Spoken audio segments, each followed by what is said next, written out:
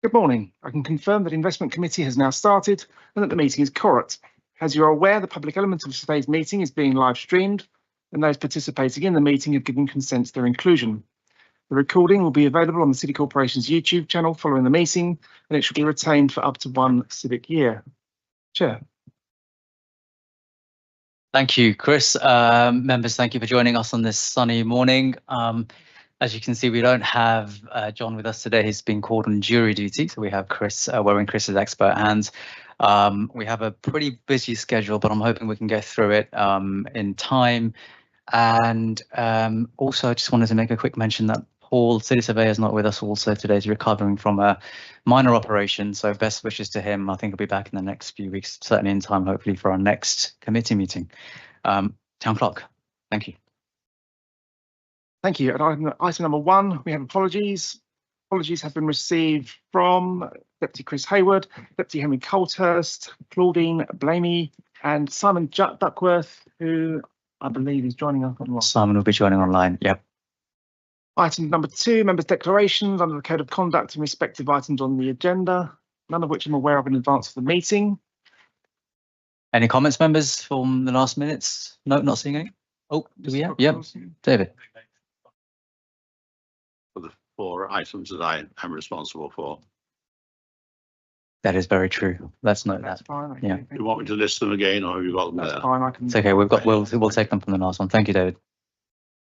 Thank you very much. That moves on to item number 3, minutes to approve the public minutes and non-public summary of the meeting held on the 6th of October for decision. Not seeing any questions or comments, Town Clerk. Let's move on. Thank you, members. Thank you. Item number 4, Investment Committee's forward work plan. It's a joint report of the Town Clerk, the Chamberlain and the City Surveyor for information on pages 13 to 14 of your pack. For information, I'm aware that Chamberlain wanted to provide an update. Thank you. Thank you, Carol. Sitting. We're sitting. Yeah, thank you. Just to point out that on the 1st of December, today's meeting, we have the City's Estate Dashboard Quarterly, and that was recorded as being the 9th of February. So if you could just remove it from the 9th of February, and we will be rolling forward to the autumn, which is when in the final column you'll see on the 5th item down the performance monitoring of property investment that will go to the September meeting, and this is for the delay in receiving the valuations at the end with the monitoring. Thank you. Thank you, Chamberlain. This is an information item, so I haven't, and I guess as ever with the rest of the information items, we'll take them as read. I don't think we've received any questions prior, so unless we have any burning desire to raise anything here, we'll move on. Thank you. Thank you. That brings us on to item number 5, Treasury Management and Mid-Year Review as at 30th of September 2025. For information on pages 15 to 22 of your pack.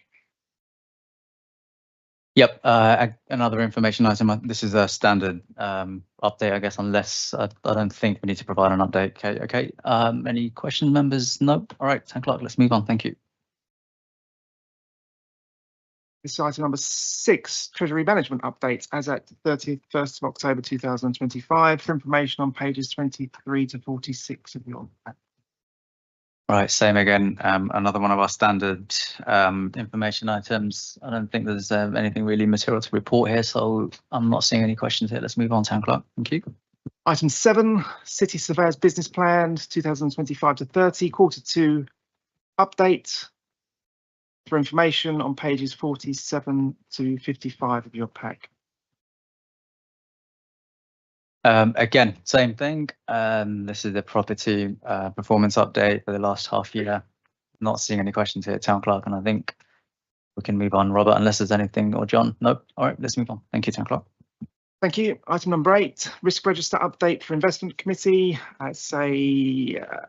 Was noted for decision on the agenda, but at call out was agreed the item would come forward for information. The Chamberlain is to introduce the item and provide background to it. Thank you very much, Chairman. Yes, so in keeping with the consideration of risk registers at other committees, These are risk registers that officers are responsible for. We bring them to committee for your scrutiny, and so therefore it is for information rather than the decision of the committee. Just to highlight that 2 risks have moved from the departmental level to now be monitored at the group level. Members, that is the recruitment and retention of property professionals and investment property group staffing and capacity. If there are any queries on this, I would suggest we take them in private session. Thank you. Yeah, I agree, Chamberlain. I see one question from Alison. Thank you.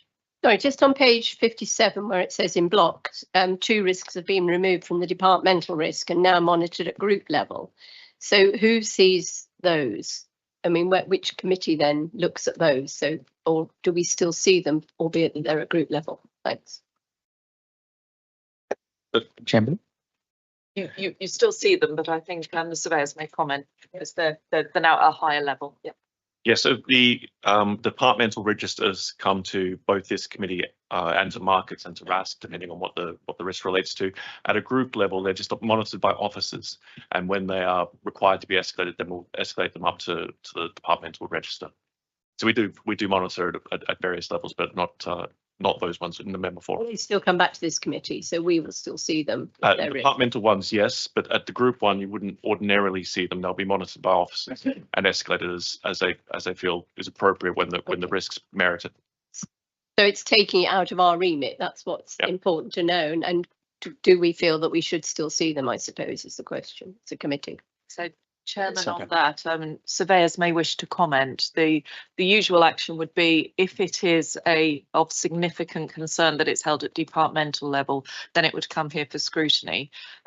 My take on this from reading it is that there is not as much concern as there has been in the past, which is why it's gone to the group level. But I don't know if anybody from surveyors wishes to comment on that.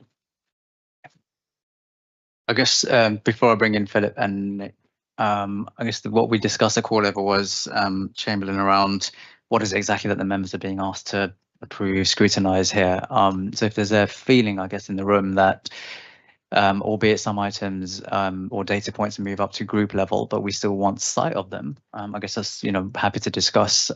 So with that, I'll bring in Philip. I had first, Nick, and any others. Philip. Yeah, it's probably not the right place, but I'd be interested to know how many of our properties are not let, because obviously that's a risk that we never see. So across the various portfolios, we've Leadenhall Market, for example, now sits with P&R, but there are a number of unlet and coming available properties there.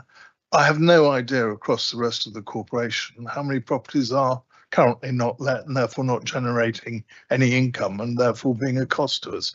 So I would like to see a list. I'd like to understand how many of these properties there are and what the potential lack of income is from them, please. Thank you, Philip. I'll bring in, Robert. Chairman, very simple response. The figures on our voids and vacancies across all our investment portfolios are in the performance monitoring reports that are submitted to this committee on, I can't remember whether it's quarterly or 6 monthly basis. I don't have the figure at the front of my mind, but I can tell you that the vacancy across our investment properties is less than 5% of the rental value of our properties, and a proportion of that is space which has been vacated in order to do refurbishment works. We have a very small void, smaller than the average for London portfolios of this type. When does that next come to us with the quarterly report, Robert, please? It's today. It's on page 207, the voids element. Yeah, but I think I'm being advised that maybe we should take this up in private. Okay. So why don't we do that? Yeah. Unless there's anything you feel like we can say, Robert, now. But I take your point. I guess the question now is beyond, what are we being asked to scrutinise here? Do we want to add, or if there's anything we feel like is missing from these reports? Do we want to kind of tweak some of this? You want to bring it up now, Robert? Sorry, there's nothing else I want to add because we can deal with it under item 20, as the James just pointed out, and Andrew's correctly pointed out it's there. But I would simply add as well that albeit Leadenhall Market is reporting to P&R now, the void statistics and the performance of that property remains within the reporting to investment committee. It's part of the the governance has moved to P&R, but the responsibility for keeping an eye on how the investment performance is going remains with investment to support. Okay, is it on this point? It's on this very Sorry, point. go on. Yeah, I'm quite happy with what Robert said. I think it would be helpful, given the strategic responsibility P&R now has for Leadenhall Market, that although the reporting is quite rightly to this committee, I understand that for information we were copied in at P&R, please. That will happen. Yeah, look, I guess what we're coming down to here is the relevant metrics from an investment perspective, to Philip's point, voids and vacancies we should have here, and we should scrutinise and discuss, but absolutely agree, Chair, for P&R that should come to information if that's possible, Robert. Right, I had Nick so far. Nick. Thank you, Chair. I'm just following up on the Alderman's point, actually, and then John's response to that. And I take the point about departmental risk coming here. Group ones, not necessarily. And I think Chamberlain said if there is significant concern, sort of begs a definition, because I don't know who's going to be making that decision on whether it does or doesn't. Yeah, Jim. I think, Chairman, what we're hearing, and I'm looking to the city surveyors colleagues in the room, but what I'm hearing is that there is some concern as to whether this is actually still a risk or not, or whether it's not. So perhaps if surveyors could clarify that point. This is on the staffing, the two risks that have gone to group level, Robert. So you may want to respond ready for the next committee, or in writing after the committee. Happy if Nick, if that works. Yeah. Okay, why don't we do that, Robert? We'll take it up separately, or we can write separately around to the members later. I'll probably answer this now. Okay, go for it. The question of staffing and resourcing is not about specifically the voids or the detailed rent reviews or lease renewals which are occurring within the portfolio. It is a reflection of, one, what the investment property group is being asked to deliver, and secondly, the increasing demands being placed upon any asset manager, because it's becoming a far more complicated and multi-layered activity than it might have been even only 5 years ago. Consequently, demands from the corporation or objectives from the corporation, and secondly, to meet the standards that one needs to meet to maintain a portfolio which is not young, is increasing the workload on individuals. And that is roughly where that staffing risk lies. And there are some specifics about the fact that we don't have some specialist capabilities which any portfolio of this size should have. For example, we're going to see Kate Orwin shortly talking about Leadenhall. We have never had a retail specialist in IPG. Given that we have quite a bit of retail, it seems a bit of a reasonable step to take to increase the capacity to deal with that. It's those qualitative sorts of issues, not down in the weeds, how we let space. Yeah, and the point's taken, Robert, but I guess both quantitative and qualitative risks, they remain risks, right? And so I guess it comes back to the same point around let's report the data points that we should at least have sight into. Right, why don't we take up the rest of that point that Philip raised on item 20 later on, unless we have any other questions in the room, members. I'll take this one as approved. Yeah, okay, 10 o'clock, thank you. Thank you.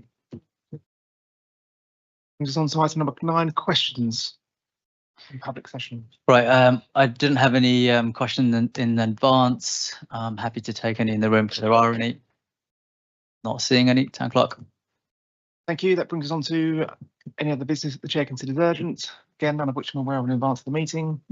No, we have a few for private session, but nothing here. Thank you. Brings us on to item number 11, exclusion of the public. Members are asked to agree to exclude the public. Agree. Thank you. I'll ask my colleague to end the live stream, and if you give me one moment, I'll confirm once we're into non-public session.